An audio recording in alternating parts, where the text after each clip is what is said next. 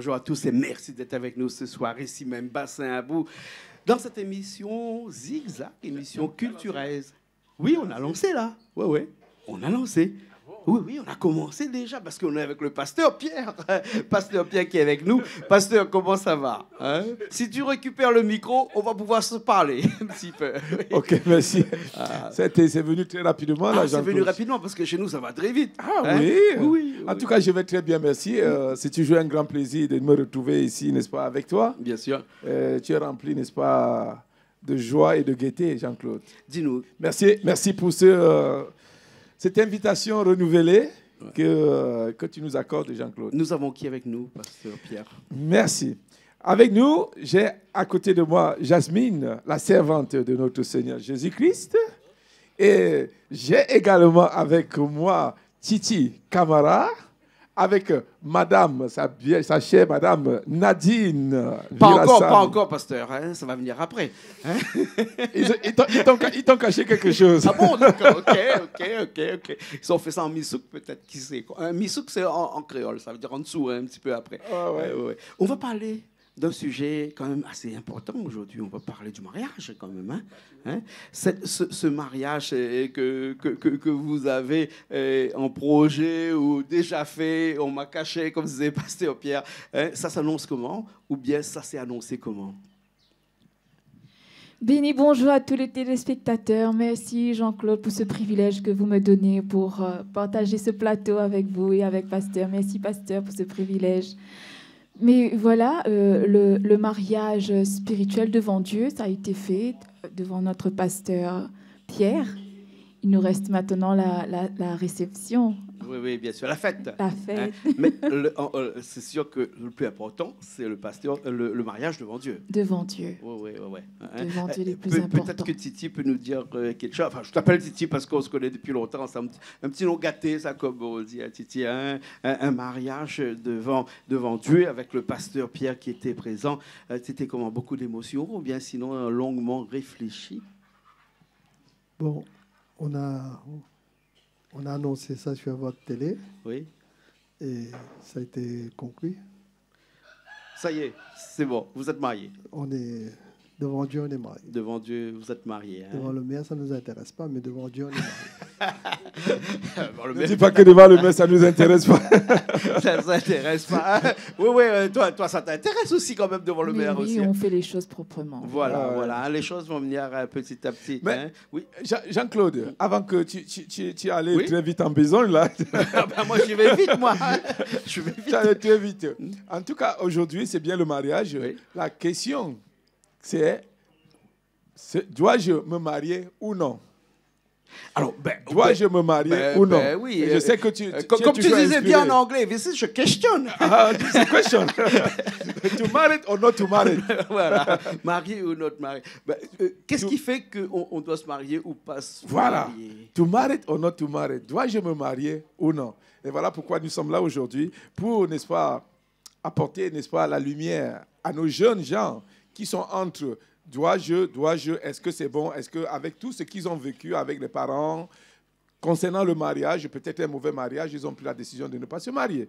Alors ça freine certains, ils sont indécis. Ouais. Alors nous voulons amener un peu de lumière sur l'importance du mariage et qu'est-ce qui peut faire un mauvais mariage également. Il y a de très bons mariages, parce que le mariage était institué par Dieu et tout ce que Dieu fait est bon. Alors, lorsqu'on fait sans Dieu, on va se retrouver dans un mauvais mariage. Et c'est ce que je voudrais qu'on amène à la connaissance de nos frères et sœurs pour qu'ils ne commettent pas des erreurs, Jean-Claude. Bien sûr. Hein. On a avec nous aussi Jasmine. Jasmine, alors mariée ou not mariée?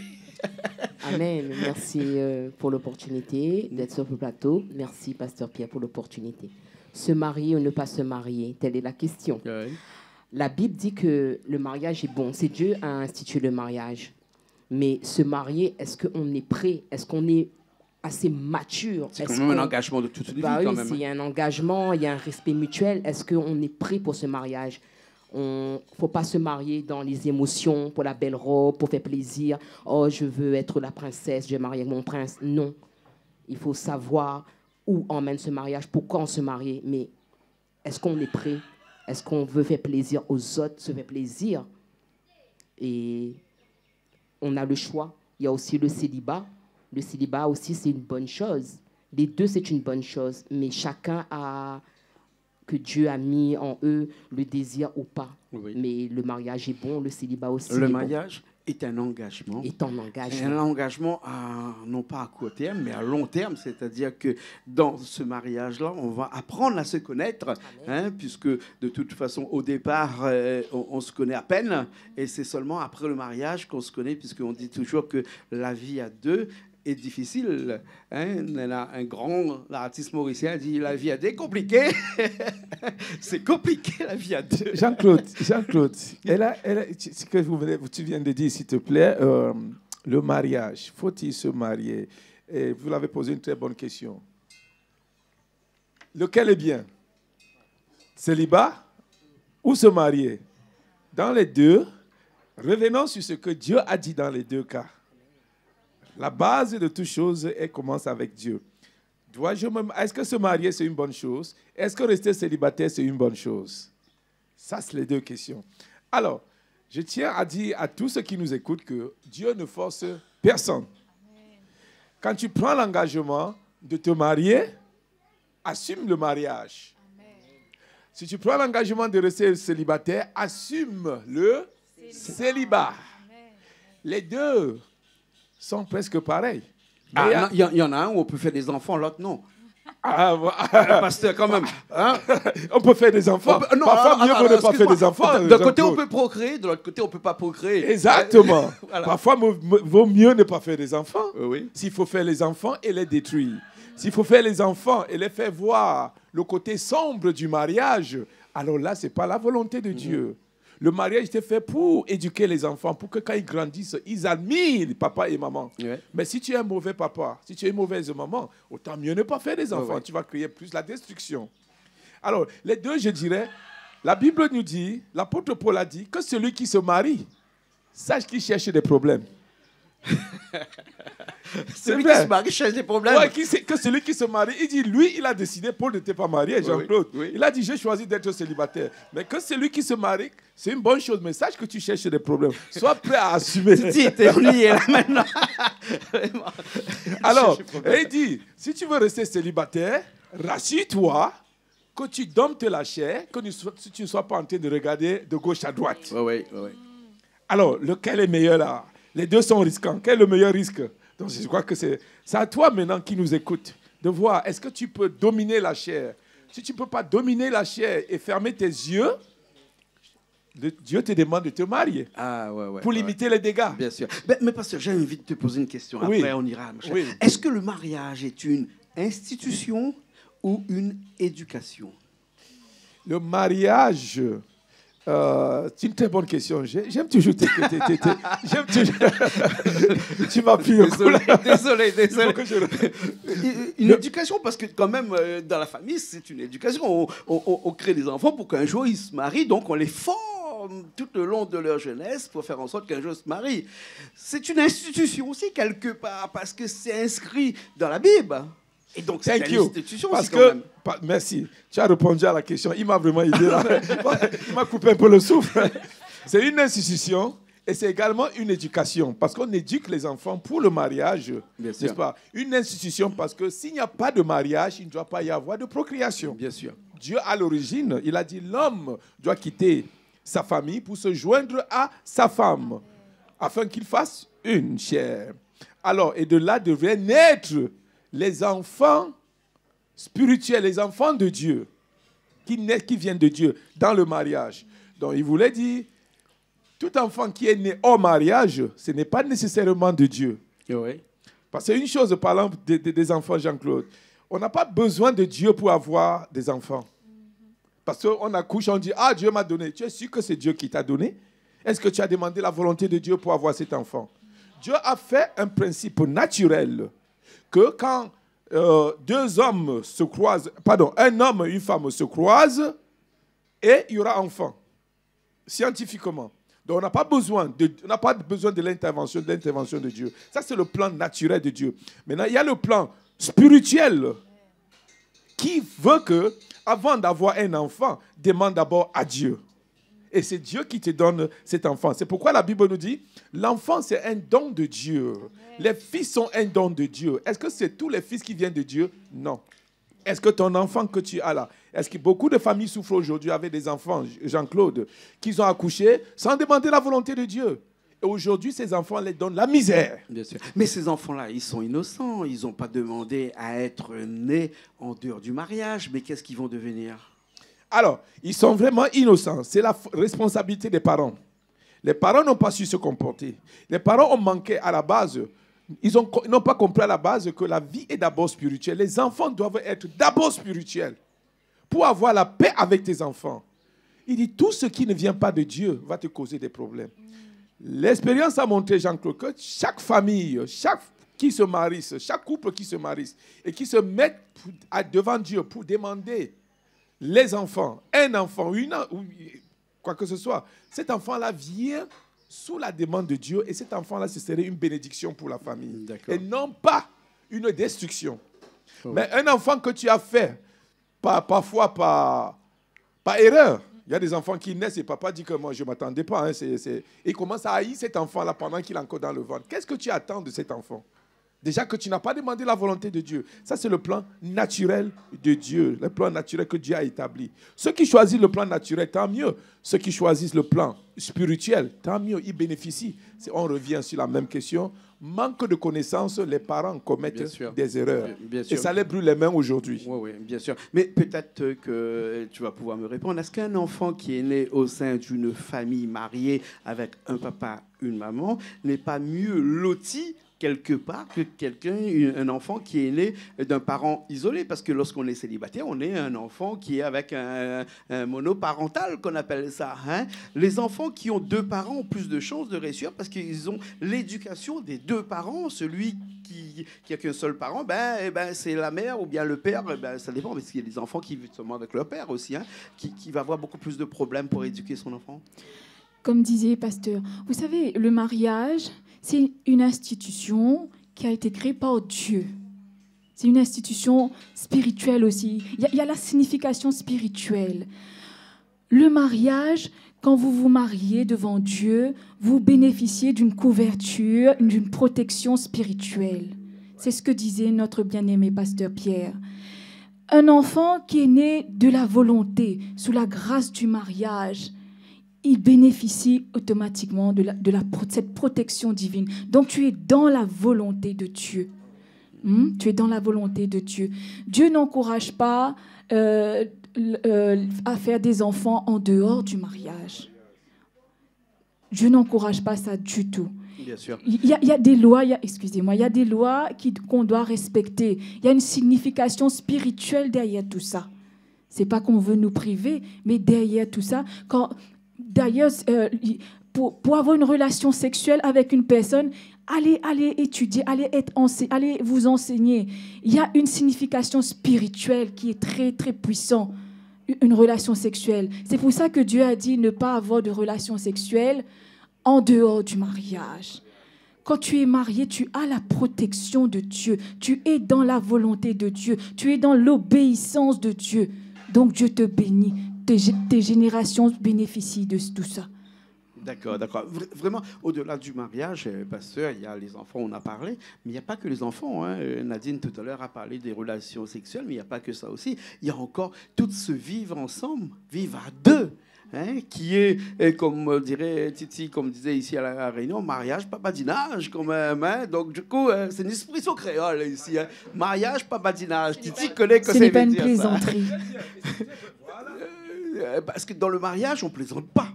Hein? C'est ça ça veut dire. Hein? On ne plaisante pas. Quand on s'est marié. D'ailleurs, les parents, quand ils décident de marier leurs enfants, la première chose qu'ils leur demandent, c'est de dire attention, ne me faites pas honte. Déjà, une. De deux, hein? Essayez de faire en sorte que votre couple fonctionne. Et donc ça, c'est quand même quelque chose, il faut que les deux mettent un petit peu de soi, que ce soit le mari ou la femme, chacun met un petit peu de soi pour pouvoir faire en sorte que le couple avance, que le couple fonctionne. Un couple qui ne fonctionne pas, hein, c'est comme le moteur, ça, tu sais, les moteurs, ça se parle en couple. Ah oui. Vous savez que les moteurs, pour faire avancer les voitures, pour faire avancer tout ce qui bouge, hein, ça se parle en couple, hein, le moteur. Hein. Et bien, si au cas il y a un dysfonctionnement, s'il y a un petit grain de sable à l'intérieur, ce petit grain de sable qui va enrayer cette mécanique-là, ça ne fonctionnera pas. Comment faire en sorte pour qu'il n'y ait pas de grain de sable, pasteur? Très bonne question. Et je crois que la sœur Jasmine va continuer à ça. Jasmine peut-être va nous expliquer ce petit grain de sable. Oui, oui. Pourquoi, en d'autres termes, comment éviter les grains de sable? Les grains de sable pour enrayer la mécanique. Voilà. Amen. Merci pour la question. Comme on est en train de parler le mariage, c'est Dieu. Dieu a dit que le mariage est bon. Et quand un couple décide de se marier, il se marie selon le modèle que Dieu a un plan pour l'un et l'autre. Et tous les deux doivent faire un service à Dieu. Et s'il y a un grain de sable, donc on doit les deux prier ensemble, aller dans la parole, trouver la solution. Et l'homme, il est la tête du couple, comme Christ est la tête de l'Église. La femme, elle doit se soumettre, mais on doit faire attention quand on parle de soumission. Elle doit se soumettre à son mari, comme Christ aime son Église, comme l'Église est soumise à Christ. Et tous les deux ensemble, c'est des partenaires. Et c'est pas quand, comme Créole, il dit, quand il y a un baisement, une tempête qui arrive, qu'on doit faire la tête. Non, on doit vraiment s'aider mutuellement dans la parole. Et le grain de sable va se partir. Et si c'est trop de conflits, ben on va voir les anciens, on va voir pasteur. Est-ce que ce grain de sable-là n'est pas quelque part un petit peu un célibataire, monsieur ou madame, hein, les célibataires, là, c'est des grains de sable, hein, qui viennent des fois mettre un petit peu leur nez dans ce couple qui fonctionne bien, et puis ça ne fonctionne pas à un moment donné. Est-ce que, quelquevois, il faut éviter, lorsqu'on est marié, les grains de sable? Donc, je plaisante, mais quand même, c'est la vie de tous les jours. On voit que ça tous les jours. On ne voit que ça. Non, c'est la réalité. On doit parler de la réalité. Oui. Alors, ce grain de sable peut être un célibataire qui tourne autour de ta femme. Voilà. Ou une femme qui tourne autour du mari. Qui tourne autour de ton mari. Ça va dans les deux sens, hein, pasteur. Et je me rappelle, ma fille a chanté Le voleur les hommes. Voleur les hommes. Ça existe. Et ça existera depuis que le monde sera monde. Et c'est ça qui amène le grain de sable, n'est-ce pas? Et puis le couple qui était uni subitement, ils deviennent. Alors, comment éviter ça? Ou alors, comment réparer? Parce que parfois, on peut ne pas empêcher le grain de sable de tomber dans le moteur. On peut ne pas empêcher. Ça vient parfois de façon accidentelle. Mais la question, comment réparer? Parce que Dieu lui-même, il n'est pas embêté quand il y a un grain de sable. Il n'est pas embêté. Il sait que si ce mariage a été fait, si ce mariage vit sous mes principes, ils auront la solution pour enlever ce grain de sable. Et c'est ce que Nadine a dit tout à l'heure, Jean-Claude. Un couple qui est uni par Dieu et qui suivent la même doctrine, un grain de sable qui entre dans le couple, c'est-à-dire un voleur les hommes, un voleur les hommes qui vient voler, le mari ou la femme, elle saura comment récupérer son homme. Bien sûr. Parce qu'elle est enseignée. Bien sûr. La solution est... Attends, est-ce que tu peux nous lire là, s'il te plaît? Rapidement, s'il te plaît, le Somme 121. Somme 121, c'est une bonne question. Somme 121, verset 1. Comment réparer le grain de sable? Ce n'est pas de pointer le doigt sur ton mari. Ce n'est même pas de pointer le doigt sur celle-là qui veut voler ton mari. Tu ne vas pas réussir. La confiance. Hein? La confiance. La confiance. Mais elle va nous dire la solution. Comment récupérer ton mari entre un voleur et les hommes? Une voleuse des hommes. De femmes aussi. Hein? Une voleuse de femmes aussi. Lis-nous, s'il te plaît. Psaume 121. Oui, verset 1. Verset 1. Et 2. Cantique des degrés. Oui. Je lève mes yeux vers les montagnes. Vers les montagnes. Oui. D'où me viendra le secours? D'où me viendra le secours pour récupérer mon homme qui est en voie d'être volé? D'où me viendra le secours pour vous récupérer ma femme qu'un homme est en train de tourner autour d'elle? Vas-y, s'il te plaît. Le secours me vient de l'Éternel, qui a fait les cieux et la terre. Amen. Merci. Le secours. Parce que si je commence à pointer le doigt, souvent, Jean-Claude, je dis à l'église, si je trouve quelqu'un qui a volé ma femme, un homme qui a volé ma femme. Mais c'est parce que la femme a bien voulu aussi qu'elle se fait voler. Hein? Parce qu'on se fait cambrioler quelquefois. Thank you. Il y a aussi la cambrioleur le cambrioleur. Si je vois l'homme qui a volé ma femme, je veux lui serrer la main. Je vais l'acheter une bouteille de champagne. Je vais dire qu'il est plus fort que moi. Je ne veux pas lui... Non, l'intentant en justice, non. Qui faut-il? Le voleur ou la femme? Non, le voleur. Ah, le voleur. Bah, lui, Non, il veut mais c'est la moi. femme qui a dit d'accord. C'est la femme qui a dit d'accord. Si, quelque part. Je ne veux pas accuser l'homme, je veux lui tirer, je veux l'acheter une bouteille de champagne. Oui. Oui, je veux dire que ça, si tu as réussi à voler ma femme, ça veut dire que tu es plus fort que moi. Bien Je suis faible quelque part. Je dis, allez-y, je vous souhaite bon vent. Alors donc, je ne vais pas me casser la tête. Je vais revoir, je vais comprendre que je n'étais pas faite pour le mariage. Ou bien que je n'étais pas digne de prendre soin de ma femme. Parce que si tu prends soin de ta femme, Jean-Claude, oh my God, la Bible dit, homme, aime ta femme. Si j'aime ma femme comme j'aime ma femme Yolande, personne ne peut la voler. Je suis ici, ça fait combien de mois? J'ai la paix. Amen. Je sais comment la prendre. Non, il n'y a pas de maraudeur. Il faut déjà être plus riche que Pasteur Pierre. Plus beau que Pasteur Pierre, plus sage que Pasteur Pierre. Ça n'arrivera pas, pour voler Yolande. Ça n'arrivera pas. Regarde comment vous êtes sapé, c'est pas possible. Non, on peut pas. Il faut déjà être plus grand que moi. Alors si quelqu'un vole Yolande, je vais dire Yolande, franchement, j'ai manqué quelque part. Et je ne pointerai pas le pour les doigts. Ouais. Mais c'est loin d'être nôtre. Parce que quoi? La parole qui nous unit préserve Yolande là où il est. Bien sûr. Pasteur, moi, j'ai encore quelques questions à poser sur ce sujet-là, qui est un sujet qui est très vaste, le mariage. Beaucoup de grains de sable, on va encore parler de ces grains de sable, mais qui n'est plus un homme qui vient voler une femme ou bien la femme qui vient voler l'homme de son mari, mais c'est vraiment les choses qui se passent à l'intérieur de ce couple, à l'intérieur de la maison lui-même, Titi, parce que quand tu es à l'intérieur de la maison et que tu as envie de cuisiner ce soir un poulet, que ta femme te dit « Non, moi, je veux pas du poulet, moi je veux de l'agneau ce soir. » Vous allez vous bagarrer toute la nuit, en fin de compte, je ne sais pas qui va avoir raison, parce que peut-être que vous allez dormir sans manger. Comment ça va se passer quand on ne règle pas ces problèmes-là? Quand le pasteur il n'est pas là pour vous dire exactement comment régler ce problème-là de façon biblique, mais vous-même, comment vous allez régler un problème comme ça? Est-ce qu'il faut vraiment l'entente entre vous? Bon, s'il n'y a pas de l'agneau dans le frigo, je viens dans ton pack Cabri, là, j'essaie de rendre un petit agneau. Pas de problème. Mais on essaye de s'arranger. S'il n'y a pas d'agneau, ma question risque de sembler un petit peu... toujours une boîte de sardines quelque part. À terre, mais quand même, d'un point de vue fondamental, elle est quand même une des causes vraiment de malentente à l'intérieur des couples. Hein. Les couples se bagarrent souvent pour rien du tout, quelquefois. Hein. Et là, je parle d'un petit carré de poulet, d'un carré d'agneau, où vous n'êtes pas d'accord. Mais des fois, ça va même en dessous de tout ça. Hein. C'est ça, parce que tu n'as pas arrosé les plantes hier soir. Vrai, hein. Voilà, c'est des petites choses comme ça qui font que le mariage ne fonctionne pas, parce que tout le monde n'est pas d'accord à chaque fois. Mais il faudrait qu'on se mette d'accord. Comment on peut faire pour se mettre d'accord? Alors, merci Jean-Claude. Comme vous disiez tout à l'heure, là, le mariage est une institution, aussi un terrain de formation. Se marier ou pas, célibataire, marié, ta foi sera mise à l'épreuve.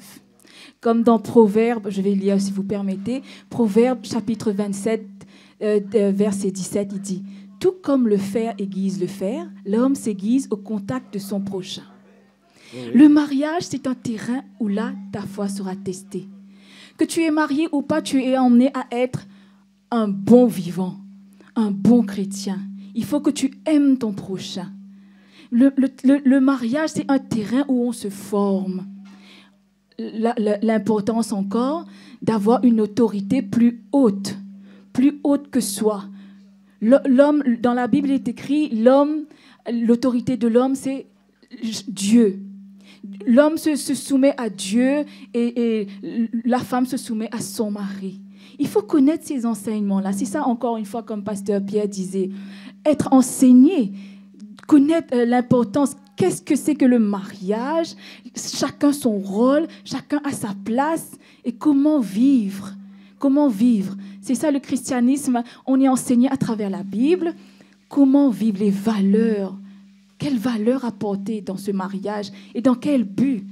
On ne se dispute pas sur un carré de poisson, on ne va pas faire la tête sur un carré de poisson parce qu'on ne s'est pas entendu de quoi on va manger. Non, il y a les règles, les valeurs morales. Tu veux, ben on s'entend. Tu manges, ben on fait carré poisson aujourd'hui, carré cabri demain. Mais l'homme est imparfait, la femme aussi d'ailleurs. Et donc du coup, on se bagarre pour rien du tout. Hein, on se bagarre pour rien du tout. Mais il faut vraiment avoir une grosse culture du mariage pour pouvoir intégrer tous ces éléments-là et se dire qu'on s'entend sur ça ou ça parce qu'on se fâche pour rien du tout aujourd'hui. D'où l'importance d'avoir un pasteur, un papa spirituel, un guide spirituel pour guider en même temps le mari et la femme et pour pouvoir avoir un enseignement sur le mariage. Quel est ton rôle? Comment vivre? Bien sûr. Nadine, si tu permets, moi j'ai une question aussi à poser à Pasteur Pierre, mais je sais que peut-être ça va paraître un petit peu rigolo, mais Pasteur, est-ce que vraiment il faut être marié pour enseigner le mariage? Il faut être marié pour enseigner le mariage. OK, on n'a pas besoin d'être... Non, parce qu'il y a des gens qui ne sont pas mariés qui enseignent le mariage. L'apôtre n'était pas marié. Moi, si je ne sais pas monter un mur, je ne vais pas apprendre à un maçon de monter un mur. Non, mais l'apôtre Paul n'était pas marié. Les prêtres catholiques ne sont pas mariés, mais ils enseignent, ils marient les gens. Mais vous-même, votre point de vue là-dedans? Mon point de vue, je n'ai pas de point de vue. Le point de vue que j'ai, ce serait le point de vue de la Bible. Et la Bible dit quoi là-dedans? La Bible dit, on n'enseigne pas. Celui qui enseigne, qui réglemente le litige dans un couple, ne le fait pas de ses propres paroles, mais de la parole de Dieu. Oui. De la parole de Dieu. Donc, je n'ai pas besoin d'avoir fumé la drogue pour enseigner aux gens comment ne pas fumer la drogue. La parole de Dieu régularise tout. Donc, je n'ai pas besoin d'être marié pour enseigner sur le mariage. Cependant, Jean-Claude, Nadine a dit tout à l'heure, le mariage, comme ça vient de vous, le mariage, c'est une institution. Et lorsqu'on parle de l'institution, on parle de l'éducation. C'est pour ça que j'ai posé la direction. Voilà. Éducation et institution. Institution. Les deux de pair. Les deux. Vocation et institution. Alors, il faut que les mariés soient enseignés. Avant même de penser mariage, il faut déjà te poser la question, est-ce que c'est la femme de ma vie? Est-ce que c'est l'homme de ma vie? Tout part de là. Quels sont les critères déjà de sélection d'un fiancé? Quels sont déjà les critères? Tout part de là. Ce n'est pas tous les gens qui sont compatibles, ce n'est pas tous les gens que tu peux... Alors, je vais poser la question, hein. C'est quoi l'amour? C'est quoi? C'est quoi l'amour? Oh non, l'amour est trop fragile, l'amour n'est pas... Jean-Claude. Mais quand on se marie par amour ou par intérêt? Parce que sa mère est plus riche que la mienne, ou bien sinon parce qu'il a beaucoup d'argent et moi pas, et je veux faire un mariage d'arrangement, parce qu'ici il n'y a pas l'amour, il y a quoi? Il faut se marier. Jean-Claude, beaucoup de couples qui sont en justice en train de divorcer, ils étaient amoureux. Amoureux. Et très amoureux d'ailleurs. Alors, si c'est pas l'amour, c'est quoi? Très amoureux. Alors, ce qui garde un couple, c'est l'enseignement, c'est la connaissance. On doit apprendre à connaître sa femme. Apprends à connaître ton mari. Voilà ce qui garde un couple. Ce n'est pas l'amour. On peut le faire après le mariage? Oui, ça continue, comme elle a dit. C'est un aboutissement. C'est un enseignement que même dans le mariage, on s'enseigne. Mais déjà, les préliminaires sont posés pendant les périodes de fiançailles.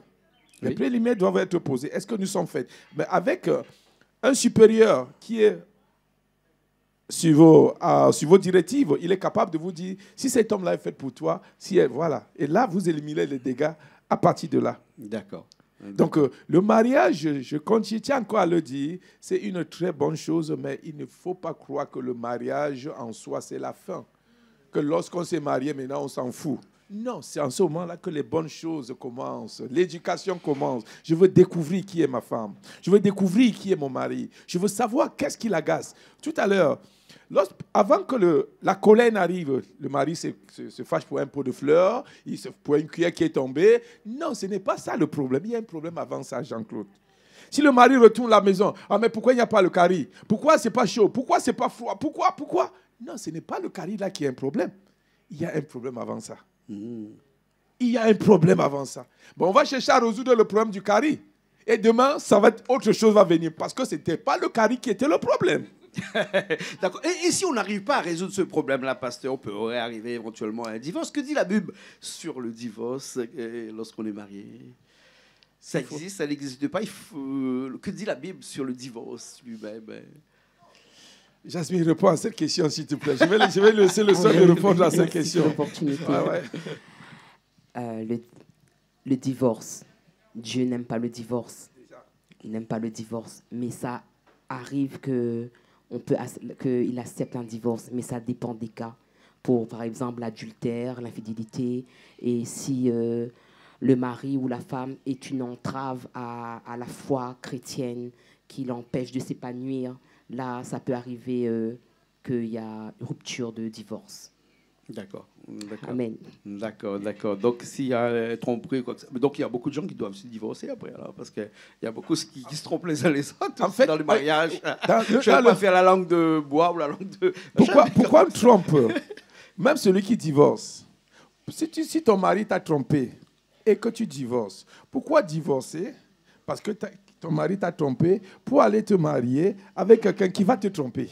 Oui. Comme tu dis là. Est-ce que dans le mariage, par exemple, on peut pardonner? Thank you. Là, c'est le vrai mot. Le mot pardon n'a pas de mesure. Si dans le mariage, il y a l'esprit de pardon, même si ta femme a commis l'adultère, tu peux la pardonner. Si ton mari a commis l'erreur, j'appelle ça erreur, et qu'elle est sortie avec la femme de quelqu'un bien, une ancienne ex, tu peux toujours la pardonner pour garder le mariage. Surtout un mariage où il y a des enfants. S'il vous plaît, un mariage où il y a des enfants, ne soyez pas prêts à partir. Vous faites du mal aux enfants. Parce que l'enfant grandit avec ça dans son esprit. Et spirituellement parlant, Jean-Claude, ça a été démontré qu'une fille ou un homme qui est sorti d'une famille de divorcés, il y a plus de chances qu'il divorce dans sa vie. C'est un esprit de divorce. Alors, si tu ne veux pas que cet esprit-là puisse détruire tes enfants, quels qu'en soient les dégâts que tu passes, s'il y a encore possibilité d'arranger, reste dans le mariage pour le bien des enfants, pour garder cette progéniture, pour empêcher que l'esprit de divorce n'entre dans la famille. Sinon, tu vas voir que grand-mère avait divorcé, maman a divorcé, les petits-enfants divorcent. C'est un esprit. Bien sûr. Pasteur, un veuf, une veuve peut se remarier? Ah oui, il y a un veuf, une veuve peut bien se remarier. Et j'encourage ça. Si elles sont encore jeunes, j'encourage ça pour ne pas tomber, n'est-ce pas, dans les dégâts de ce monde. Oui. C'est bien de vivre à deux. C'est bien de vivre à deux. C'est bien de vivre à deux. Je confirme, c'est bien de vivre à deux. Dieu a dit, mieux vaut être à deux qu'être seul. Ou mal accompagné. Ou mal accompagné. C'est très bien dit, oui, ou mal accompagné. Oui. Mais la question est, est-ce que tu es prêt pour vivre à deux? Est-ce que tu es enseigné pour vivre à deux? Tu ne te lances pas dans une relation comme ça pour vivre à deux parce que ça fait joli, ça fait pour faire plaisir aux parents, parce que la culture, il dit, arrivé à un âge, tu dois te marier. Non. Est-ce que tu es prêt? Est-ce que tu es enseigné? Est-ce que tu as compris vraiment la valeur du mariage? Est-ce que comme on parlait, le pardon, est-ce que tu as ça en toi? Au fait, la formation commence depuis avant. Comment on choisit son conjoint? Il faut éprouver la personne. Où le choisir? Dans quel but? Voilà. On choisit son conjoint. Personnellement, il faut être sage et intelligente en tant que femme. Tu choisis ton conjoint, un conjoint qui est enseigné, qui a la connaissance sur comment vivre. Et ça, on le voit, on le voit avant le mariage. Et pas de problème s'il est noir, il est blanc, il est chinois, il est arabe, il est... non, mais non. L'amour n'a pas de couleur. Non, pas du tout, mais l'amour n'a pas de couleur, pasteur, non? L'amour n'a pas de frontières. Oui. C'est plus la valeur de la personne qu'on met en avant. Ouais. Parce que la beauté va s'éteindre après. qu'est-ce qui va retenir? Comme disait le pasteur, notre bien-aimé pasteur Pierre, est-ce que c'est l'amour qui retient un mariage? Mais non, non. C'est la connaissance. Est-ce que cette personne en face de toi, est-ce qu'elle a la connaissance du mariage? Est-ce que toi-même, tu as la connaissance du mariage? Parce que le mariage peut être un paradis et peut être un enfer aussi. Ça dépend de toi, de ton niveau de connaissance. Bien sûr. Amen. Donc, ce qu'il faudrait, c'est que pasteur bien réfléchir avant de se marier. Bien réfléchir avant de se lancer dans le mariage. Le mariage, comme elle a dit, le mariage a poussé beaucoup de personnes en enfer. Bien sûr. Et si tu vois que ton mariage t'amène en enfer, quitte ce mariage. Dieu sera avec toi. Tu vois que tu te lèves le matin pour aller à l'église et ton mari dit, tu ne pars pas, quitte ce mari-là. Parce qu'après tout, le mariage, c'est terrestre. Ton mariage ne va pas t'amener au paradis. Mais un mari qui empêche à sa femme d'aller à l'église ou une femme qui empêche son mari, ça, Dieu a le droit de mettre fin. Parce que tu dois aimer ton Dieu avant ton mari. Bien sûr. D'accord. Et de deux, Jean-Claude, s'il te plaît. Oui. L'enseignement, on revient toujours sur l'enseignement. Mon peuple périt parce qu'il manque de connaissance. Le mariage échoue parce qu'on manque la connaissance de savoir ce que c'est que le mariage. Elle a dit quelque chose de très capital. Pourquoi dois-je me marier d'abord? Quel est le but? Pourquoi je m'engage dans le mariage? C'est très capital, très fondamental pour savoir même quel genre de femme je dois choisir. Le but que tu veux pour ton mariage va déterminer quel genre de femme tu vas choisir, Jean-Claude. N'est-ce pas? Quand tu vas acheter une voiture, tu as un but pour cette voiture. Si tu as une voiture, n'est-ce pas, pour transporter, n'est-ce pas, le matériel, tu sauras quel genre de voiture acheter. Tu ne vas pas acheter ta belle Mercedes qui est là pour transporter, n'est-ce pas, le matériel de construction. Donc, le mariage est pareil. Avant de m'engager dans le mariage, quel est le but de ce mariage? Et ça me permet de savoir quel genre de femme je dois choisir. L'éducation. Entre parenthèses, je vais ouvrir une parenthèse ici. Dernièrement, on nous a parlé de secte, que nous sommes une secte. Alors, ce manque d'éducation.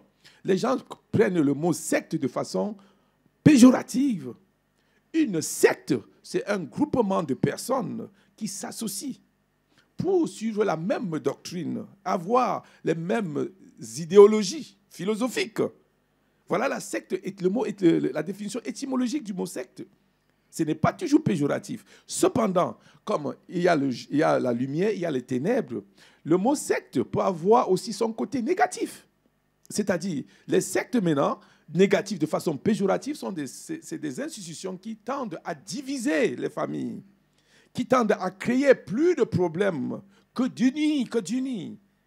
Mais le secte, de façon étymologique, c'est fait pour unir, pour qu'on ait comme une équipe de football. On peut appeler ça une secte. Bien sûr. Étymologiquement, secte, ça veut dire sectaire. Sectaire. Aussi, hein? Donc, mais lorsqu'on parle de sectaire, on voit toujours le côté négatif. Voilà. Mais il y a aussi le côté positif. Comme dans chaque chose, il y a le côté négatif. Tout ce qui t'amène à te désolidariser de ta famille, à te diviser de ta famille, à dire qu'il ne faut pas fréquenter ceci, ne visite pas ton grand-père, ta grand-mère, ça, c'est des sectes de façon négative. Là, c'était juste une parenthèse pour revenir sur l'éducation. Parce que ça nous a coûté, n'est-ce pas, tellement de dégâts. Nous sommes allés jusqu'à voir comment on appelle, l'évêque. On a eu une discussion avec l'évêque pour lui dire, bon, voilà, tu as fait des annonces comme ça à la télévision. Il a dit, carrément, il était honnête. Il a défini, il a dit que non. Il a parlé sans comprendre ce qu'il disait parce qu'il était pris de court. Mais le mot secte, les églises sectaires, c'est des églises qui ne croient pas que Jésus-Christ est fils de Dieu. C'est des églises qui ne croient pas au Saint-Esprit. Et j'ai aimé son explication que l'évêque a donnée. J'ai aimé ça. Voilà les sectes. Toute église qui ne croit pas au Saint-Esprit et qui ne croit pas que Jésus-Christ est fils de Dieu, alors là, tu es dans des sérieux problèmes. Ou alors toute église qui te pousse à te déposséder de tout ce que tu as, qui ne pense pas à toi, non, va vendre tout ce que tu as, tu amènes à l'église. Voilà maintenant le côté non, l'église n'est pas là pour ça. Bien sûr. Donc, on cherche je tiens à évoquer ça ici pour illuminer nos peuples. Que lorsqu'on parle de secte, qu'on dit que les églises, non, une église c'est une secte, non. Vois, qu'est-ce que l'église fait? Bien sûr. Qu'est-ce que l'Église fait? C'était juste une parenthèse pour parler de l'éducation. Bien sûr, pasteur. En tout cas, merci beaucoup. Merci beaucoup. On aura tellement de choses à dire sur le mariage, sur cet assemblage qu'on va dire, comme qu'on assemble. Oui, mais bon, on va crier encore sur moi. On va dire qu'on assemble d'un homme et une femme exactement comme on assemble le bon vin, hein, parce qu'on assemble un cirage avec un pinot, et puis ça fait du bon vin quelquefois, hein, ce qui en sort d'ailleurs. Hein, et d'ailleurs, tout ce qui en sort de ce mariage-là, les enfants doivent être aussi beaux que leurs parents. Que les parents. Et aussi éduqués que leurs parents. En tout cas, c'est ce que tout on souhaite lorsqu'il y a un bon mariage. Et en tout cas, félicitations à vous ce soir. Claude, s'il te plaît. Vous allez me donner 1 minute à passer ce message. Nous avons une mission divine à Maurice. Et je vais prendre le cas pour solliciter l'apport de Jean-Claude. C'est une mission qui nous amène, une mission à distribuer. On a combien de Bibles? On a plus de 3000 Bibles à distribuer en français, en anglais, et plus de 5000 rhapsodies, les dévotionnels. 5000 rhapsodies à distribuer en créole mauricien, en français et en anglais. Cette mission, c'est pour le 19, c'est du 19 au 24 août de ce mois. Maurice sera saturé de la parole de Dieu, de la connaissance. C'est toujours pour amener notre peuple à être éduqué. Le but de l'Église, c'est d'éduquer le peuple. Plus le peuple est éduqué, moins il y aura de divorce. Alors, j'invite tous ceux qui nous écoutent à Maurice. Je sais que vous aimez bien cette Canal Austral à Maurice. D'ailleurs, j'ai été là-bas hier soir. Voilà. Je sais que vous aimez bien. Suivez-nous. Nous sommes en train de venir et c'est gratuit. Ces 3000 Bibles sont distribuées gratuitement. Et n'hésitez pas de nous appeler pour demander des copies, que ce soit des pasteurs qui sont dans des églises, on viendra vous distribuer ça gratuitement, vous donner gratuitement, on sera dans des écoles, on sera dans des hôpitaux, dans des orphelinats, et Maurice ne sera plus jamais la même. D'accord. Alléluia. Merci beaucoup. Devant tout le monde, je sollicite le concours de Jean-Claude je sais que c'est pour ses bonnes caméras, s'il peut être avec nous. Pourquoi pas? Bien sûr, pasteur. Bien sûr. En tout cas, l'émission va être diffusée cette semaine et les gens auront tout le loisir de suivre cette émission. Donc de trouver nous avons une grande équipe de pasteurs qui viennent de l'Afrique du Sud. On a une grande équipe de pasteurs qui viennent de l'Afrique du Sud et une grande équipe qui vient de l'île de la Réunion, Christ Embassy, ambassade du Réunion. On va se retrouver là-bas et pour évangéliser, enseigner le peuple de Dieu, afin que la connaissance, l'obscurité puisse disparaître. Merci Jean-Claude. Merci beaucoup. Merci beaucoup Nadine. Merci Titi. Merci pasteur. Nous on se retrouve une prochaine fois dans une nouvelle émission pour parler d'un sujet divers et varié encore, comme il en existe beaucoup ici sur Canal Austral. Et merci à Chloé qui était à la technique aujourd'hui. Nous on se retrouve la semaine prochaine dans une nouvelle émission Zigzag sur Canal Austral.